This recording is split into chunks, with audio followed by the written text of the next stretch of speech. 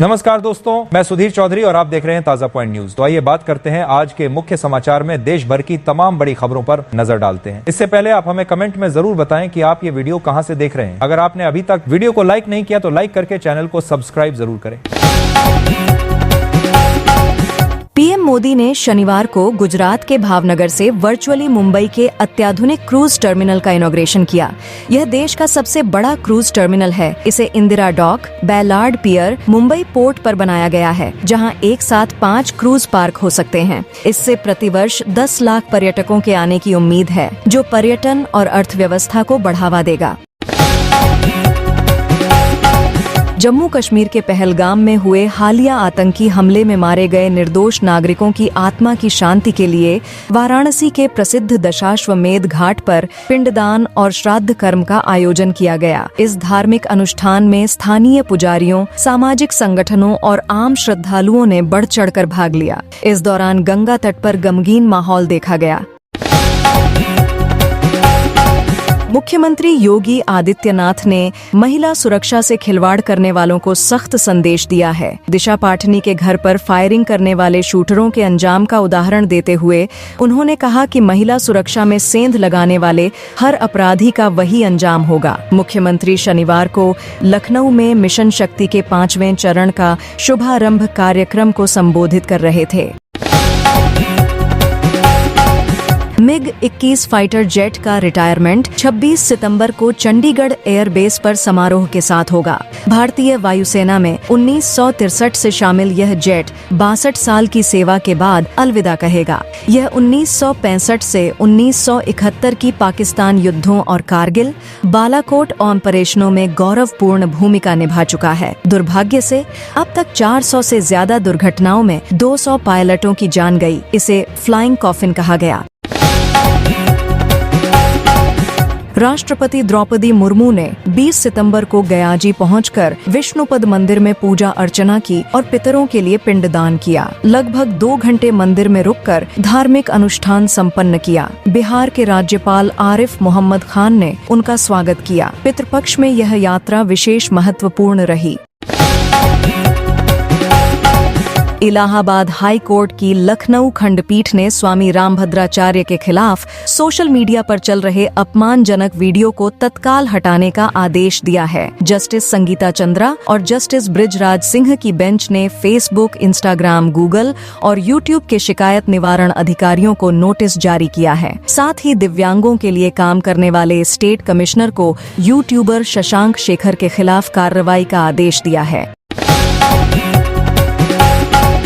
पाकिस्तान के रक्षा मंत्री ख्वाजा आसिफ ने गुरुवार को कहा कि पाकिस्तान अपने न्यूक्लियर हथियार सऊदी अरब के साथ शेयर करेगा। दोनों देशों के बीच बुधवार को एक रक्षा समझौता हुआ था, जिसके तहत अगर किसी एक देश पर हमला होता है तो इसे दोनों देशों पर हमला माना जाएगा।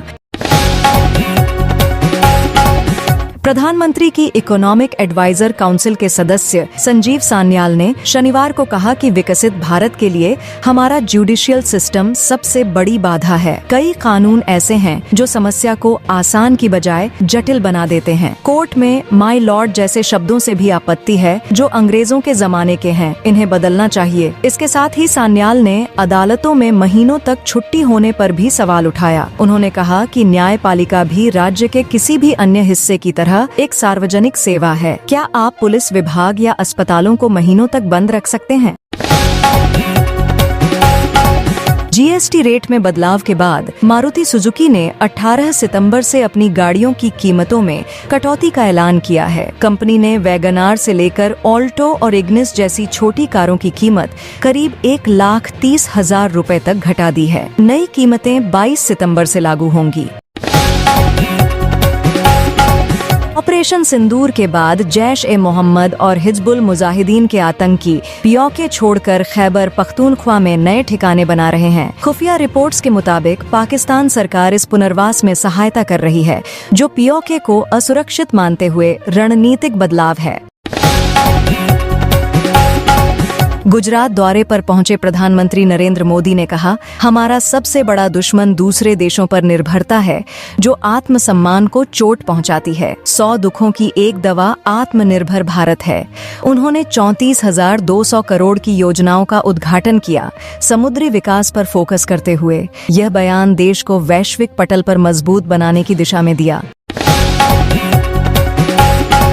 या अली फेम सिंगर जुबीन गर्ग का 52 साल की उम्र में सिंगापुर में निधन हो गया। स्कूबा डाइविंग करते वक्त उन्हें सांस लेने में दिक्कत हुई। इसके बाद गार्ड्स ने समुद्र से निकालकर अस्पताल पहुंचाया, जहां उनकी मौत हो गई। वे 2 दिन पहले सिंगापुर में नॉर्थ ईस्ट इंडिया फेस्टिवल में शामिल होने गए थे। अमेरिकी राष्ट्रपति डोनाल्ड ट्रंप ने H-1B वीजा आवेदनों पर $1 लाख यानी लगभग 88 लाख रुपए का नया शुल्क लगाने का ऐलान किया है। यह नीति 21 सितंबर से लागू होगी, जो विदेशी कुशल श्रमिकों को अमेरिकी कंपनियों में भर्ती करने पर केंद्रित है। इसका सबसे ज्यादा असर भारतीय IT सेक्टर पर पड़ेगा। जयपुर की हाई सिक्योरिटी जेल से 2 कैदी दीवार फांदकर फरार हो गए। आरोपी जेल के अंदर लगे पाइप के सहारे 27 फीट ऊंची दीवार पर चढ़े थे। घटना शनिवार सुबह 3:30 बजे की है। ACP नारायण कुमार ने बताया कि फरार आरोपी नवल किशोर और अनस कुमार चोरी के मामले में सजा काट रहे थे। केंद्र सरकार ने 22 सितंबर से GST दरों में कटौती का ऐलान किया है। ऐसे में दाम कम हुए या नहीं, इसकी भी सख्त निगरानी की जाएगी। सेंट्रल और स्टेट GST विभाग के फील्ड अफसर बाजार में अचानक निरीक्षण करेंगे। वे उन चीजों को खरीदेंगे जिनके दाम घटाने की घोषणा की गई है। यदि पाया गया कि टैक्स कटौती के हिसाब से कीमतें नहीं घटाई गयीं, तो दुकानदारों को मिलने वाला टैक्स क्रेडिट ब्लॉक किया जा सकता है। लखनऊ विश्वविद्यालय में आयोजित गोमती पुस्तक महोत्सव का CM योगी ने शनिवार को आगाज कर दिया। 28 सितंबर तक चलने वाले इस महोत्सव में लोगों को फ्री एंट्री मिलेगी। इसके साथ ही प्रिंट रेट से 10% छूट पर किताबें मिलेंगी। उद्घाटन कार्यक्रम में मुख्यमंत्री योगी के अलावा उच्च शिक्षा मंत्री योगेंद्र उपाध्याय भी मौजूद रहे। लखनऊ विश्वविद्यालय की कुलपति प्रोफेसर मनुका खन्ना, मुख्यमंत्री के सलाहकार अवनीश कुमार अवस्थी भी मौजूद रहे। नेशनल बुक ट्रस्ट की ओर से आयोजित महोत्सव में बाल मंडप, रचनात्मक लेखन कार्यशाला, लेखकगंज, रंगमंच जैसे क्रिएटिव कॉर्नर बनाए गए हैं।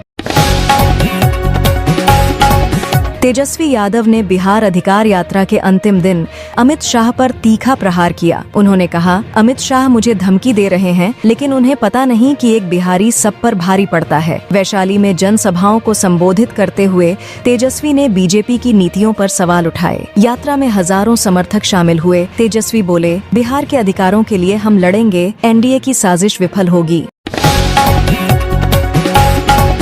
वाराणसी में वकील पुलिस विवाद ने तूल पकड़ लिया है। लेडी IPS नीतू कादयान को हटाने की मांग को लेकर सैकड़ों वकील सड़क पर उतरे। बनारस बार और सेंट्रल बार के आह्वान पर प्रदर्शन हुआ। 700 से अधिक वकीलों ने कमिश्नर और DM ऑफिस का घेराव किया। मुर्दाबाद के जोरदार नारे लगाए, फोर्स को खुली ललकार दी। पुलिस ने गेट बंद कर वकीलों को रोका। धक्का मुक्की हुई, तनाव बढ़ा। कार्रवाई की मांग पर डटे रहे वकील। अमेरिका की तरफ से H-1B वीजा के लिए एप्लीकेशन फीस बढ़ाने पर राहुल गांधी ने PM मोदी पर निशाना साधा। राहुल ने शनिवार को सोशल मीडिया X पर लिखा कि भारत के पास कमजोर प्रधानमंत्री है। राहुल ने 2017 का पोस्ट फिर से शेयर किया। उस वक्त भी उन्होंने मोदी पर आरोप लगाया था कि PM ने H-1B वीजा पर अमेरिका से बात नहीं की थी। वहीं कांग्रेस अध्यक्ष मल्लिकार्जुन खड़गे ने लिखा कि मोदी ने बर्थडे पर जो रिटर्न गिफ्ट दिया है, उससे हर भारतीय दुखी है। राष्ट्रीय हित सबसे पहले है। गले मिलना और लोगों से मोदी मोदी के नारे लगवाना विदेश नीति नहीं है। उत्तर प्रदेश के मुख्यमंत्री योगी आदित्यनाथ ने बलिया जिले के रक्तदान योद्धा राजेश गुप्ता को विशेष सम्मान प्रदान किया। राजेश गुप्ता ने अब तक 108 बार निस्वार्थ भाव से रक्तदान कर सैकड़ों जरूरतमंदों की जान बचाई है। यह सम्मान रक्तदान के क्षेत्र में उनके अतुलनीय योगदान को मान्यता देने के लिए दिया गया। मुख्यमंत्री ने कहा कि ऐसे योद्धा समाज के लिए प्रेरणा है। राजेश के इस कार्य से बलिया की धरती का मान बढ़ा है। शनिवार को हरियाणा बीजेपी की पंचकूला में मीटिंग हुई। इस मीटिंग में प्रधानमंत्री नरेंद्र मोदी के आत्मनिर्भर भारत संकल्प अभियान पर चर्चा की गई। मीटिंग में मुख्यमंत्री नायब सिंह सैनी अपने सभी मंत्रियों के साथ शामिल हुए। हरियाणा बीजेपी अध्यक्ष मोहन लाल बड़ौली, भाजपा प्रदेश प्रभारी डॉक्टर सतीश पूनिया, बीजेपी के सभी विधायक, जिला अध्यक्ष के साथ सांसद भी मौजूद रहे। मीटिंग में सीएम नायब सैनी सहित सभी वक्ताओं ने स्वदेशी अपनाने पर जोर दिया। मऊ के नगर क्षेत्र भीटी स्थित एक प्लाजा में भाजपा द्वारा आयोजित प्रबुद्ध सम्मेलन में पूर्व मंत्री आनंद स्वरूप शुक्ला ने शिरकत की। उन्होंने बताया कि प्रधानमंत्री मोदी के जन्मदिन के अवसर पर भाजपा 2 अक्टूबर तक सेवा पखवाड़ा मना रही है। उत्तर प्रदेश की कानून व्यवस्था पर बोलते हुए शुक्ला ने कहा कि यूपी अब क्राइम फ्री स्टेट बन गया है। नेशनल इंडेक्स में यूपी में अपराध की दर सबसे कम है। उन्होंने सपा सरकार पर निशाना साधते हुए कहा कि अखिलेश यादव को अपने शासनकाल की याद आ रही है। उत्तर प्रदेश पुलिस अब हाईटेक तकनीक का इस्तेमाल कर रही है। बरेली पुलिस ने दिशा पाटनी के घर फायरिंग मामले में इसी तकनीक से बड़ी कामयाबी पाई। पुलिस ने आरोपियों तक पहुंचने के लिए सी ट्रेस ऐप का सहारा लिया।